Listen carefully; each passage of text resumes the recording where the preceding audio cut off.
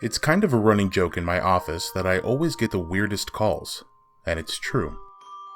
One of the more interesting ones I got was from a drunk guy who meant to call the cops and was trying to file a noise complaint on his own party. While some of my calls can be pretty strange, they're usually fairly tame. I've been lucky because I haven't had too many disturbing or sad stories to tell from my years of working as a 911 operator. If you're looking for something like that, I can point you to several of my colleagues because, unfortunately, there's no shortage of those in our industry. The call that particularly sticks out in my mind is one that I had about a year or two ago. I can honestly say that is one of the most frightening experiences of my entire life, and I think it's going to stick with me forever. It had actually been a fairly slow afternoon that day. I know it sounds kind of insensitive, but if you're not taking a call, this job can get pretty boring. I got stuck covering my friend's evening shift, and I didn't expect things to get any more interesting. I was counting down the minutes until my shift ended when a call came through my line. I put the headset on and ran through the usual script. 911, what's your emergency? I asked. I think there's someone in my house. The voice sounded like it belonged to a young child. My heart sank. Calls from children are always the worst. We're trained to get as much information from each caller as possible. This makes it easier to fully understand the situation, as well as figure out which emergency services we need to dispatch. What's your name, sweetie? I kept my voice calm and upbeat. There was no need in scaring her any further than she undoubtedly already was. Elizabeth? She said softly. I think she might have been crying. That's a beautiful name. Mine's Amelia. Even though I didn't show it, I was beginning to get nervous. Elizabeth, this is very important. Can you tell me what's happening right now? The line was quiet for a moment, but then Elizabeth started talking. I think someone's in my house. Where are your parents? They're not home. I'm not sure where they are. I was pretty angry when I heard this. What kind of parents leave a little girl at home this late at night? Is there anyone else there with you? Yeah, I think they're looking for me. Elizabeth began, but her voice abruptly stopped at the very end of her sentence. Had it not been for her quiet, frightened breaths, I would have thought she, or whoever else was there, hung up. They said my name. She was definitely crying now. Where are you right now? I heard a door close. In my parents' closet. She spoke a little louder now, probably thinking that the intruder wouldn't be able to hear her from in there. I hoped she was right. I was glad that she knew to hide. A lot of kids freeze up in dangerous situations like this, especially if their parents or older siblings aren't there.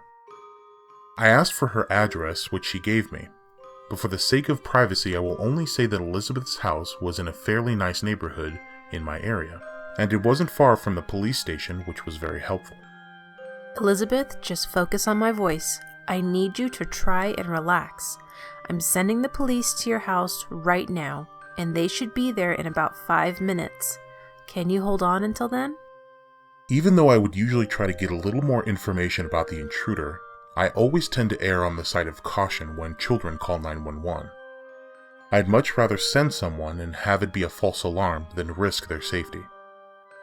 Elizabeth didn't answer my question, and it took her longer than I was comfortable with to respond. When she did, it was only one word. Listen. I heard the phone crackle as she brought it away from her ear and held it out in front of her. At first, I didn't hear anything, but as I focused on the background noise, I noticed a lot of whispering.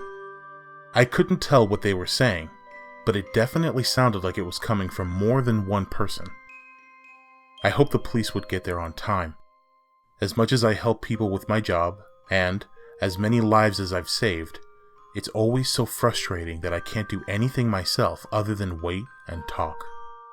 Elizabeth's voice came out in quiet sobs. He's coming up here. Please help.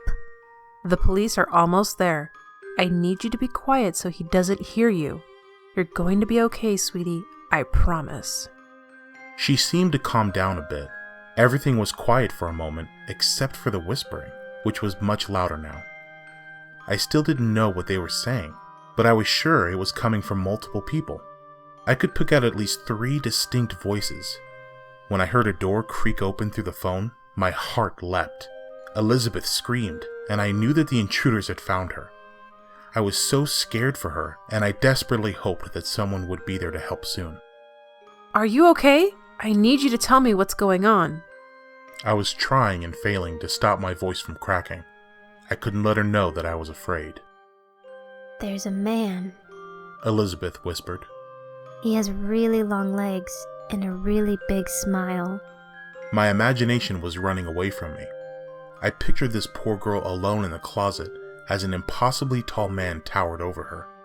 I heard another bang coming from somewhere in the house and someone yelling, "Police!" I was relieved. I could hear Elizabeth crying as the whispers intensified. I still didn't understand how she only saw one person. There had to have been more than 4. He isn't touching the floor. The line cut off. I frantically tried to re-establish the connection, but no matter how many times I tried, I was met with only silence on the other end.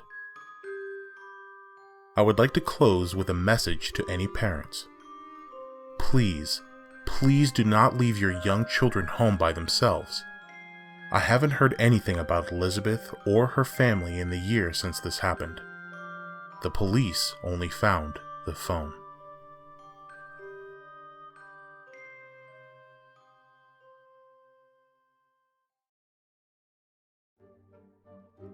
Hey, thanks for checking out my video. I hope you enjoyed it. I'd like to thank user FBI's Most Wanted from the nosleep Reddit for allowing me to read this story. You can find a link to the original story in the description below. Also below, please leave a comment and let me know what you thought.